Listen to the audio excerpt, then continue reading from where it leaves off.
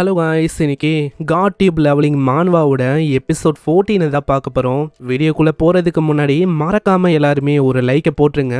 ஏன்னா அப்போ தான் இன்னமும் நிறைய பேருக்கு ரெக்கமெண்ட் ஆகும், தொடர்ந்து வீடியோஸை போட முடியும். சரி வாங்க, நம்ம டைம் மிஸ் பண்ணாமல் எப்பிக்குள்ளே போகலாம். எப்பிக்கோட ஆரம்பத்திலேயே நம்ம சியூக்கு இப்போதாங்க தெரியுது கிம்மை கிட்னாப் பண்ணி அவங்க என்ன பண்ண போகிறாங்கன்னு. ஏன்னா கிம் இப்போ காணாமல் போயிருக்கான். அதுக்கு ஒரே ஒரு ரீசன், நம்ம கிம் கிட்ட ரீஜென்ரேஷன் அதுக்கான ஸ்கில் இருக்கு. சாதாரணமாகவே இந்த கிட்னாப் பண்ணுற கேங் வந்து சும்மா விடாது. ஆனா நம்ம கிம்மு கிட்ட ரீஜெனரேஷனுக்கான அந்த ஸ்கில் இருக்கு. அதனால கண்டிப்பா எக்ஸ்பெரிமெண்ட் மேல எக்ஸ்பெரிமெண்ட் அங்க பண்ணுவாங்க.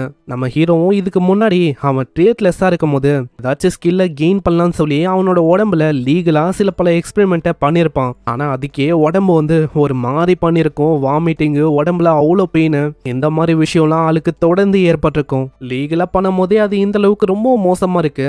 இல்லீகலா அங்க கிம் வர இப்போ மாட்டிக்கணும். அது எப்படி இருக்குமோ? நம்ம கிம்மு கிட்ட ரீஜெனரேஷனுக்கான எபிலிட்டி இருக்குதான். ஆனா அதுக்குன்னு எல்லாத்தையுமே அவனால தாக்கு பிடிக்க முடியுமான்னு கேட்டா கண்டிப்பா கிடையாது. கிம்மோட நிலைமை இதுக்கு மேல இன்னமும் மோசமாகலாம். ஏன்னா இதே மாதிரி போச்சுன்னா கிம்மோட பாடி மைண்டு எல்லாமே அங்க டேமேஜ் ஆகும். இதனால இது ஒரு மிகப்பெரிய டிராமாவா இருக்கும். இப்ப எனக்கு டைமே இல்ல, சீக்கிரமா நான் தான் கிம்மை எப்படியாச்சும் அங்க கண்டுபிடிக்கணும். எல்லாமே ஓகே தான் ஜங்கு, ஆனா எதுக்காக இந்த விஷயத்த நீங்க வந்து எனக்கு சொல்லணும்? அது ஏன்னா இந்த பேண்டமோனியம் இந்த கேங் இருக்குல்ல, இந்த கேங்கு ஒரு டிவைஸை வந்து வச்சிருக்க. அந்த டிவைஸோட பேரு கார்னிட்டோ டிவைஸ். அது மூலமா கேமரால ஏதாச்சும் ஒரு விஷயம் ரெக்கார்ட் ஆகுதா அதை அசால்ட்டா ஒண்ணுமே இல்லாம எரேஸ் பண்ண முடியும். அதே மாதிரி தான் இப்பயும் ஒரு இடத்துக்கு அவங்க போகும்போது அந்த விஷயத்த அவங்க பண்ணியிருக்காங்க. அதனாலேயே பேண்டமோனியம் இப்போ என்ன பண்ணுச்சு, அந்த கேங் இப்போ என்ன பண்ணிருக்கு, எதுக்கான ட்ரேஸுமே அங்கே இல்லை. அந்த டிவைஸ் பண்ண வேலையால் பெரிய பெரிய எஸ் ரேங்க் ஹண்டர்ஸே ரொம்ப குழம்பி போயிருக்காங்க. ஈவன் இன்ஸ்பெக்ஷன் பேரோல இருக்க எங்களாலேயே அங்கே எதுவுமே பண்ண முடியல. அதனால தான் சுச்சுவேஷன் ரொம்ப மோசமாக இருக்கு.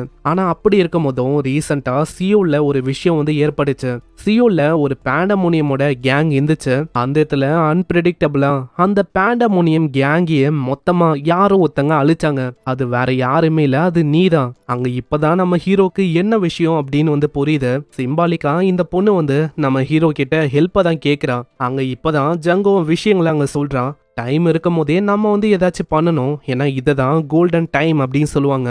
டைம்ல ஒண்டி நம்ம எதுவுமே அங்க பண்ணலைன்னா அவ்வளவுதான். கண்டிப்பா கிட்னாப் பண்ண அந்த பர்சன் அவன் கிடைக்கிறதுக்கு வாய்ப்பே இல்லை. ஏன்னா அதுக்கான பர்சன்டேஜும் 1லேருந்து அப்படியே 0க்கு போயிடும். ஆனா ஸ்டில் இப்பயும் ஃபேமிலி மெம்பர்ஸுக்கு வந்து ஒரு நம்பிக்கை இருக்கும். கண்டிப்பா ஒரு நாள் இல்லை ஒரு நாள் அவன் கண்டிப்பா வருவான் அப்படின்னு ஒரு நம்பிக்கையோட அவங்க இருப்பாங்க. ஆனா அவங்களுக்கு தெரியாது அந்த மாதிரி விஷயம் ஏற்படாதுன்னு. அதனால இந்த மாதிரி விஷயத்த நம்ம வந்து அப்படியே விடக்கூடாது. சீக்கிரமா நம்ம ஏதாச்சும் பண்ணணும். அதனால்தான் ப்ளீஸ் எங்களால பண்ண முடியாத ஒரு விஷயத்த உங்ககிட்ட கேட்கிறேன். அங்க இதெல்லாம் பார்க்கும்போது நம்ம ஹீரோவே ரொம்ப ஆச்சரியமா வரான். ஜங்க இருக்கால, அவ இன்ஸ்பெக்ஷன் பேரோட ஒரு பெரிய ஆபீசரு. அவளே இறங்கி வந்து கேட்கிறவெல்லாம் இல்ல. ஆனா இப்போ அவ இறங்கி வந்து கேட்கிறான். நம்ம ஹீரோவாலையும் அதை புரிஞ்சிக்க முடியுது. ஏன்னா நம்ம ஹீரோ கிட்ட இன்சைட்ஸ் அப்படின்னு ஒரு நாலேஜுக்கான ஸ்கில் இருக்கும். அதனால ஒரு பர்சனுக்கு எந்த அளவுக்கு புரியறது கஷ்டமா இருக்குமோ அதை விடவும் நம்ம ஹீரோவால எல்லாத்தையுமே அசால்ட்டா டப்பு டப்பு டப்புன்னு புரிஞ்சிக்க முடியும். அதனால நம்ம ஹீரோவும் அங்க ஒத்துக்கிறான். சரி இப்போ இதுதானே விஷயம், நான் வந்து ஒத்துக்கிறேன். நான் இது ஒரு சின்சியரான ரெக்வஸ்டா இருக்கு. ஆனா இப்போதைக்கு எனக்காக ஒரு விஷயத்த பண்ண முடியுமா? என்னோட சிஸ்டர் சீஹா அவ வீட்டுல இருக்கா. அதனால தயவு செஞ்சு நான் வர வரைக்கும் கொஞ்சம் கூடயே இருக்க முடியுமா? ஏன்னா நான் முடிக்க வேண்டிய அந்த வேலை வந்து மிச்சம் இருக்கு. இதுக்கப்புறம் ஆளு அந்த வேலையை ஆரம்பிக்கிறான். இந்த வாட்டி பிளாக்கி அங்க கொண்டு வந்திருக்கான். பிளாக்கி கிட்ட, ஹே பிளாக்கி உன்னால முடியும்ல? உடனே அதுவும் என்னால முடியும் அப்படின்னு சொல்லும். நம்ம சியூ கூட பிளான் என்னன்னா பிளாக்கிய வச்சு எப்படியாச்சும் கிம் அங்க கண்டுபிடிக்கணும். அதான் பிளானு. கண்டிப்பா என்னதான் ட்ரேசஸ் இல்லைனாலும் ஸ்மெல்ல வச்சு அங்க கண்டுபிடிக்க முடியும். ஜங்கு கொடுத்த அந்த ரிப்போர்ட் எல்லாம் வச்சு பார்த்தா கிட்டத்தட்ட ஒரு 3 நாளைக்கு முன்னாடி இந்த இடத்துக்கு தான் அந்த டர்ட்டில் டஞ்சனை விட்டு வந்திருக்காங்க. அதுக்கப்புறம் ஆளு பாருக்கு போயிருக்கான். ட்ரேசஸ் இல்லைன்னா பிரச்சனை இல்லை, ஏதான் பிளாக்கி வந்து இருக்குல்ல. ட்ரேசஸ் இல்ல, அதே டைம்ல ஸ்மெல்லும் அந்த அளவுக்கு இருக்குமான்னு கேட்டா கண்டிப்பா கிடையாது. நான் கிட்டத்தட்ட 3 நாள் ஆயிடுச்சு. ஆனா நல்லா யோசிங்க, பிளாக்கிக்கு அதிகமாவே எபிலிட்டி வந்து இருக்கும். ஏன்னா நான் டஞ்சனை விட்டு வந்துட்டு எஸ்ஹெச் ஹாஸ்பிட்டல்ல இருக்கும் போது அடிக்கடி பிளாக்கி ஏதோ ஒரு வகையில என்னை தேடி அடிக்கடி வந்துடும். அதுக்கு ரீசன் என்னோட ஸ்மெல் இல்ல, என்னோட பவரு, மேஜிக் வேவு, பவரு இதெல்லாம் பிளாக்கியால உணர முடியுது. ஸோ இது மூலமா பிளாக்கிக்கு இன்னமும் ஈஸியா என்னை தேடியதால வர முடியுது. இப்போ அதே மாதிரி தான் அங்க பிளாக்கி வந்து போகுது. அங்க நல்லா 3-4 வாட்டி மோக்க முடிக்கும். மோக்க போச்சுட்டு அங்க திரும்பி நம்ம ஹீரோ பார்க்கும். இதுலயே நம்ம ஹீரோக்கும் அங்க தெரியுது பிளாக்கி நம்ம கிம்ம கண்டுபிடிச்சிச்சுன்னு. உடனே சியூக்கும் சொல்றான், என்ன பிளாக்கி ரெடியா? அங்க இதே மாதிரி ரெண்டு பேருமே முன்னோக்கி போக ஆரம்பிக்கிறாங்க. சீன் அப்படியே நம்ம கிம்ம நோக்கி வரும். கிம் இருக்கிற அந்த இடத்துல ஒரே ரத்தமா இருக்கும். அந்த இடத்துல கிம்மும் ரொம்ப அவஸ்தைப்பட்டு இருக்கான். அவனோட காலு கை இதெல்லாம் ஆளு வெட்டி போட்டுக்கினே இருக்கான். வெட்ட வெட்ட கிம் வர அங்க ரீஜெனரேட் பண்ணிக்கினே இருப்பானா. அங்க இதனால ஆளுக்கு இன்னமும் அங்க எக்ஸைட் ஆகுது. பரவாயில்ல, இதேதான் நான் பார்க்கணும்னு ஆசைப்பட்டேன். ஃபைனலி இதை என்னால பார்க்க முடியுது. இந்த எபிலிட்டி இது ரொம்ப செம்மையா இருக்கு. அங்க ஒரு சைடு கிம்மோட நிலைமை ரொம்ப மோசமா இருக்கு. ஏன்னா கிம்முக்கு அடிக்கடி அங்க வெட்டும் போது பெயினும் இருக்குது, சாகுற வலியும் இருக்கு. கிம்மும் அங்க யோசிக்கிறான், நான் எதுக்காக இந்த மாதிரி ஒரு கொடூரமான வலிகளை அனுபவிக்கணும்? இந்த சஃபரிங் இதுக்கு எண்டே இல்லையா? எப்பதான் இதுக்கு ஒரு எண்டு இருக்கும்? நான் கண்ணை மூடனா இப்பயே எல்லாமே முடிஞ்சிரும். அட என்னப்பா, அதுக்குள்ள நீ செத்து போகலாம் அப்படின்னு யோசிக்கிறியா? அப்படி யோசிக்காத. ஏன்னா அப்படி நீ இறந்து போயிட்டேன்னு வச்சுக்கோயேன், அவ்வளோதான். உன்னோட சிஸ்டரை வச்சுதான் நான் எக்ஸ்பெரிமெண்ட்டை பண்ற மாதிரி இருக்கும். அங்க இது கேட்டோன்னே ஆளு அங்க முழிச்சுக்கிறான். இல்ல என் சிஸ்டர் மேல கையை வைக்காத. அதனால தான் நான் சொல்றேன், கம்முன்னு நான் சொல்ற விஷயத்த பண்ணணும். என்ன அப்படி நீ இங்கேயே செத்து போயிட்டேன்னு வச்சுக்கேன், உன்னோட சிஸ்டரை வச்சுதான் மீதி இருக்க விஷயத்த நான் பண்ற மாதிரி இருக்கும். ஏன்னா நீங்க ரெண்டு பேருமே பிளட்டோட ரிலேட்டடா இருக்கீங்க. அப்படி இருக்கும் போது கண்டிப்பா உன்கிட்ட இருக்கிற இதே ரத்தம் அதுதான் யுன்னுகிட்டயும் இருக்கும். அப்படி யுன்னோட ரத்தமும் ஒன்னா இருக்குன்னா கண்டிப்பா அவகிட்ட ரீஜெனரேஷன் அதுவும் இருக்கும். இல்ல நீ சிஸ்டர் மேல கைய வைக்காத. அவ ஒன்னும் ஒரு அவிக்கினர் கிடையாது. அதே மாதிரி அவகிட்ட எந்த விதமான எபிலிட்டியும் இல்லப்பா தம்பி, உனக்கு தெரியலன்னு நினைக்கிறேன். ஏன்னா யோசிச்சு பாரு, ஒரு விஷயம் எப்பயுமே ட்ரை பண்ணாம நம்மளுக்கு தெரியாதே, அதனால ட்ரை பண்ணலாம். அங்க இதனால என்ன பண்ணணும்னு கிம்முக்கு அங்க தெரியல. கிம்மும் இது எல்லாமே சகிச்சுக்கிற மாதிரி தான் இருக்கு. கிம் அப்படி இது எல்லாத்தையுமே சகிச்சுக்கலன்னா அவ்வளவுதான். கண்டிப்பா கிம்மோட சிஸ்டரும் ஆபத்துல மாட்டிப்பா. கிம்மோட சிஸ்டரை அங்க ப்ரொடெக்ட் பண்ணும்ல, அங்க இன்னும் ப்ரொடெக்ட் பண்ணும் சொல்லி இது எல்லாத்தையுமே அவன் தாங்கிக்கிறான். அங்க பயங்கரமா வெட்டுன்னு நெஞ்செல்லாம் அப்படியே ரத்தமாக்குறான். இதுக்கப்புறம் நம்ம கிம் அங்க கண்ணை தோந்து பாக்குறான். எவ்வளவு டைம் ஆச்சு எதுவுமே அவனுக்கு தெரியல. எத்தனை நாளா இங்க இருக்கான் எதுவுமே அவனுக்கு புரியல. கிம்மோட உடம்புல வலியும் வேதனையும் ஓடிதான் அங்க இருக்கு. எனக்கு தெரியல, நான் இதே மாதிரி போச்சுன்னா கூடிய சீக்கிரத்துல இறந்து போக அதிகமா வாய்ப்பு இருக்கு. ஆனா நான் இது எல்லாத்தையுமே தாங்கணும். ஏன்னா என்னோட சிஸ்டரை எல்லா சூழ்நிலையிலையும் நான் எப்படியாச்சும் ப்ரொடெக்ட் பண்ணணும். ஆனா இப்படி அவன் சொல்லும் போது அந்த இடத்துல ஒரு பயங்கரமான பிளாஸ்டும் ஏற்படும். அதுக்கு காரணம் வேற யாரும் இல்ல, ஆப்வியஸா நம்ம ஹீரோ தான். உள்ள நீ தான் அந்த கிம்மா. உன்னோட சிஸ்டர் உன்னை நினைச்சு ரொம்ப கவலையா இருக்கா. அதனாலேயே அவ உடல்நிலை இப்போ சரியாவே இல்ல. ஆனா அவனோட கண்டிஷனை பார்த்து ரொம்ப அவன் ஷாக் ஆகுறான். ஏன்னா கிம்மோட கண்டிஷனே ரொம்ப மோசமா இருக்கு. என்னதான் அவன் கிட்ட சூப்பர் ரீஜெனரேஷன் இருந்தாலும் ஆனா அந்த சைக்கோ பண்ண வேலையால இவனோட பாடி லிமிட்டையும் தாண்டி போன மாதிரி இருக்கு. இவனோட எபிலிட்டி அது கண்டிப்பா ஒரு ஹை லெவலான எபிலிட்டின்னு நினைக்கிறேன். இவன் ட்ரோலு கிட்ட கூட இந்த மாதிரி ஒரு ரீஜெனரேஷன் இருக்குமான்னு டவுட் தான். ஆல்ரெடி இவன் உடம்புல இருக்க எல்லா காயத்தையும் வச்சு பார்த்தா லிமிட்டையும் தாண்டி இவன் போயிருக்கான். அதே மாதிரி இன்னமும் கொஞ்ச நேரத்துக்கு இந்த மாதிரி ஆயிருந்தா கூட அவ்வளவுதான். இப்போதைக்கு இவனோட மைண்டு அது மொத்தமா கொலாப்ஸ் ஆகவும் வாய்ப்பு இருக்கு. என்னோட சிஸ்டர் அவ என்ன ஓகேவா? இதை பார்த்தோன்னே நம்ம சியுக்கு ஒரு நம்பிக்கை வருது. ஏன்னா அவனால ஸ்டில் இப்பயும் பேச முடியுது. உடனே ஒரு டப்பாவை எடுக்கிறான். அதுக்குள்ள எல்லாமே ஏதோ நீடல் மாதிரி ஒரு விஷயம் இருக்கு. அது எல்லாமே அக்குபஞ்சருக்கு பயன்படுத்துற ஒரு நீடல் தான். அதை எடுத்துட்டு ரொம்ப வேகமா பாடியில அவன் குத்த ஆரம்பிக்கிறான். உன்னோட சிஸ்டருக்காக இன்னமும் நீ தாக்கு பிடிக்கணும். அங்க இதே மாதிரி அவன் பண்ணும்போது கொஞ்சம் கொஞ்சமா கிம்மும் அங்க கண்மொழிக்கிறான். என்னோட சிஸ்டர் அவ என்ன ஓகேவா? சியுக்கு இப்போதான் அங்க ரொம்ப நிம்மதியா இருக்கு. ஏன்னா ஆளு முன்ன இருந்ததை விட இப்போ ரொம்ப நல்லாவே ரெக்கவர் ஆயிட்டான். இப்படி இவன் ஹீல் ஆகும் போது தான் அந்த சைக்கும் வரான். ஆமா, நீ யாரா இங்க? எப்படி இதுதான் என்னோட இடம்னு உனக்கு தெரியும்? ஏன்னா இந்த இடத்த அவ்வளோ சீக்கிரத்துல யாராலையுமே கண்டுபிடிக்க முடியாது. அந்த அளவுக்கு ஒரு பங்கமான இடம் இது. ஏன் இடம்? என்னை விடுங்க, என்னை தனியா விடுங்க. அங்க இப்படி இவன் பைத்தியம் மட்டும் எதோ அங்க பண்ணும் போது இப்பதான் நம்ம ஹீரோ அங்க சைட்ல அங்க இங்க சரௌண்டிங்க பாக்குறான். அந்த இடம் முழுக்க ஒரே பாடி பார்ட்ஸா கிடக்கும். எல்லாமே ஹியூமன்ஸோட பகுதி தான். அதை பார்க்கும் போதே பச்சையா தெரியுது, இந்த ஆளு தான், இவன் தான் எல்லாத்துக்குமே காரணம். இதுக்கு முன்னாடி மனுஷங்களை இங்க கொண்டு அவங்க மேல விதவிதமா எக்ஸ்பெரிமெண்ட்டை இல்லீகலா ஆளு பண்ணிருக்கான். அதே மாதிரி தான் நம்ம கிம்முக்கு அவங்க பண்ணலான்னு போனான். ஆமா, எதுக்காக நீ இந்த மாதிரி விஷயங்களை பண்ணிருக்க இப்படின்னு நம்ம சியுக்கும் கேக்குறான். நான் இது கேக்குற அந்த சைக்கவும், நான் ஆல்ரெடி கேட்டேன், நீ யாரு? ஆனா இப்பயும் நம்ம சியுக்கு எந்த விதமான பதிலையும் அங்க கொடுக்கல. ஆனா அந்த சைக்கோ நம்ம சியுக்க பார்க்கும் போது ஒரு விஷயத்த அங்க தெரிஞ்சுக்கிறான். நீ ஆர்டினரியான பர்சன் இல்ல, எனக்கும் அதுதான் வேணும். கண்டிப்பா நீ ஆர்டினரியான பர்சன் கிடையாது. பின்னாடியே இந்த டைம்ல கிம்மோ ஓடிடு, இந்த இடத்த விட்டு சீக்கிரமா ஓடிடு இப்படின்னு கிம்மோ ஒரு மாதிரி நடுக்கத்தோட அங்க சொல்லுவான். ஏன்னா கிம்முக்கு நல்லாவே தெரியும் இந்த பர்சன் என்னென்ன பண்ணுவான்னு. அதனால தான் ஆளு சொல்றான். தம்பி, நீ ஒன்றும் ஆர்டினரியான பர்சன் இல்லை. அந்த முகம் அதை பார்க்கும் போதே என்னால சொல்ல முடியுது. உன்கிட்ட ரொம்ப பங்கமான எபிலிட்டிலாம் இருக்குதுன்னு நினைக்கிறேன். நான் சொல்ற விஷயம் அது கரெக்டா தானே இருக்கு. நான் என்ன கரெக்டா? எனக்கு தெரியும், நான் யோசிச்ச மாதிரியே அந்த விஷயம் டெஃபினட்டா கரெக்டு தான். நான் இப்பயும் யோசிக்கிறேன் உன்கிட்ட எந்த மாதிரி எபிலிட்டிலாம் இருக்கும்னு. அங்கே இப்படி சொல்லும் போது அவனோட பாடியே ஒரு கொடூரமான பீஸ்டா மாற ஆரம்பிக்கும். அவனை பார்க்கும் போதே தெரியுது அவன் எந்த மாதிரி எக்ஸ்பெரிமெண்ட்டை அவன் மேலே பண்ணியிருக்கானு. தம்பி, நான் உன் மேலே எந்த மாதிரி எக்ஸ்பெரிமெண்ட்டை பண்ணலான்னு யோசிக்கிறேன். ரொம்பவும் எனக்கு ஆவலா இருக்கு. இவன் எப்படி இப்படி மாறினாங்க அப்படின்னு நம்மளுக்கு இப்போதான் அவங்க சொல்றாங்க. ஒரு ஃபார்மருக்கு ஏத்த ஸ்கில் என்னன்னு உங்களுக்கு தெரியுமா? ஒரு செடியை வளர்க்கும் போது அது கூட இன்னமும் நிறைய வெரைட்டியில இணைக்கும் போது, ஃபார் எக்ஸாம்பிளுக்கு கீழே பொட்டேட்டோ இந்த மாதிரி விஷயம், மேல சுகர் கேனு இந்த மாதிரி விஷயம் இணைக்கும் போது அது ஒரு எக்ஸலண்டான ரிசல்ட்டா அமையும். இணைக்கிறதுக்கான ஸ்கில்லு தான் சைக்கோ கிட்டயும் வந்திருக்கு. சைக்கோவும் அங்க இணைக்கிறான். ஆனால் ஸ்டார்டிங்கில் சைக்கோக்கு அங்கே ஐடியாவே இல்லை என்னத்தை இணைக்கணும்னு.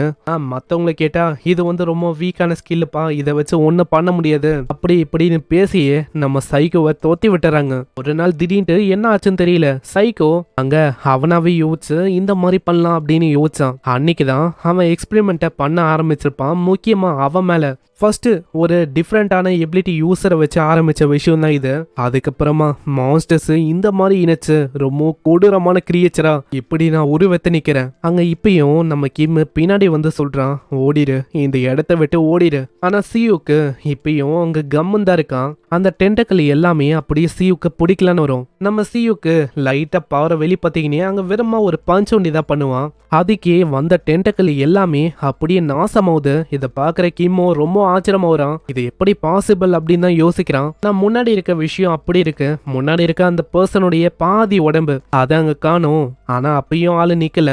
டக்கு டக்கு டக்குன்னு அவனோட உடம்ப ரீஜெனரேட் பண்ண ஆரம்பிக்கிறான். ஆனா சியூக்கு யோசிக்கிறான், என்னது ரீஜெனரேஷனா? ஆனா இதை பார்க்கும் போது ரீஜெனரேஷன் மாதிரி எனக்கு தெரியல. உடனே அந்த சைக்கோவும் நம்ம ஹீரோ பார்த்து கேட்கிறான், தம்பி நீ என்னதுப்பா நீ? ஏன்னா நீ என்ன எது அந்த விஷயம் எனக்கு தெரியல. ஆனா நீ தான் என்னோட எக்ஸ்பெரிமெண்ட்டுக்கு பர்ஃபெக்டான விஷயமா இருக்க போற. ஏன்னா இந்த அளவுக்கு ஒரு பயங்கர இன்கிரெடிபிளான ஸ்ட்ரென்த்தை நான் பார்க்கல. நீ வேறமா ஒரு மனுஷனா இருக்க. ஆனா நான் அப்படி இல்லை, கம்ப்ளீட்டா ரொம்ப டிஃப்ரெண்ட். இதுக்கு முன்னாடி அந்த சைக்கோவோட பாதி பாடி அது அப்படியே இல்லாம போயிட்டு இருக்கும். ஆனா இப்போ அந்த பாடியில கண்ணு மூக்கு வாயின்னு வித்தியாசமா எதேதோ இருக்கு. நான் இப்போ எந்த நிலையில இருக்கேன்னு தெரியுமா? இதுதான் காடுக்கான நிலை. இந்த மாதிரி நிலையில உன்ன மாதிரி ஒரு ஹியூமனால என்ன ரீச் கூட பண்ண முடியாது. நீ யோசிக்கிறத விட என்னோட பவர்ஸ் எல்லாம் ரொம்ப பயங்கரமா இருக்கு. நம்ம சியூக்கு பத்தி தெரியாம ஒரு பயங்கரமான பஞ்சை நம்ம சியூக்கு மேல அடிக்கிறான். சியூக்கு ஸ்டில் அப்படியே தான் இருக்கான். அங்க பின்னாடி கிம்மோ ரொம்ப பயந்துடுறான். ஐயோ சீக்கிரம் டாச் பண்ணுங்க. தம்பி நீ லேட்டா சொல்லிட்ட, ஏன்னா ஆல்ரெடி ரொம்ப லேட் ஆயிடுச்சு. அந்த பஞ்சை படும் போது அந்த இடமே தர மட்டமா அப்படியே நொறுங்குது. அங்க கிம் ரொம்ப பயந்து போயிடறான். அவ்வளவுதான், அவனோட கதை முடிஞ்சிச்சுன்னு நினைக்கிறேன். அந்த இடமே நொறுங்கி போயிருக்கோம்ல. ஆனா அப்பயும் நம்ம சியூக்கு அதே இடத்துல இருக்கான். வெறுமா அவனோட ஃபிஸ்ட்ல அவனோட பவரை செலுத்தி அப்படியே தடுத்து இருக்கான். அங்க இத பாக்குற அந்த சைக்கோக்கு ஒண்ணுமே புரியல. இல்ல இது இம்பாசிபிள். எப்படி ஒரு மனுஷனால என்னோட அட்டாக்கை தடுக்க முடியுது? ஏன்னா நான் யூஸ் பண்ண அட்டாக் ஒரு ஆகரை விடவும் பயங்கர பவரான அட்டாக். இதுக்கு எந்த விதமான வழியும் இல்ல, இதுக்கு பாசிபிளே இல்ல. இப்படி ஆளு புலம்பும் போது சியூக்கு அவனோட டிவைன் மார்ஷியல் ஆர்ட்ஸ் அதை தான் பயன்படுத்துறான். அதுக்கே முன்னாடி இருக்க கையும் அங்க ஒண்ணுமே இல்லாம அப்படியே வெடிச்சது. அங்க இப்பயும் அந்த சைக்கோவால எதையுமே அங்க நம்ப முடியல.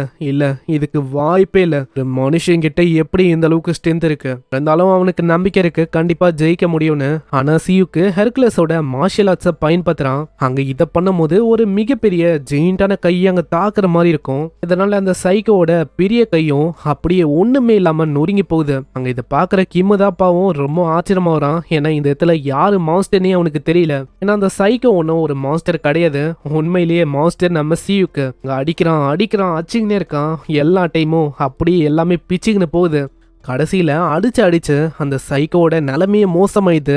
ஸ்லைம் தான் அந்த சைக்கோட நிலைமை இருக்கு. அங்க இப்பயும் ஆளு பேசுறதுக்கு ட்ரை பண்றான். நீ ஒரு ஹியூமன் தான். ஒரு ஹியூமன் எப்படி என்ன மாதிரி ஒரு பர்சனை விடவும் இந்த அளவுக்கு ஸ்ட்ராங்கா இருக்க முடியும்?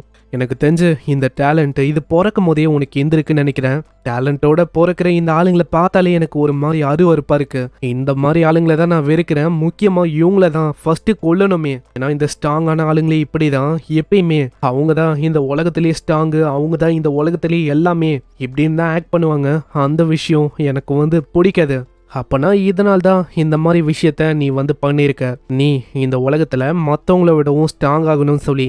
இல்ல, உனக்கு வந்து இந்த விஷயத்த பத்தி ஒண்ணுமே தெரியாது. நான் இந்த ஃபீலிங் இது வந்து எந்த அளவுக்கு ரொம்ப கஷ்டமான ஃபீலிங்னு தெரியுமா? ஏன்னா டேலண்டே இல்லாத போது நம்ம மத்தவங்க கிட்ட கெஞ்சுற மாதிரி இருக்கும்.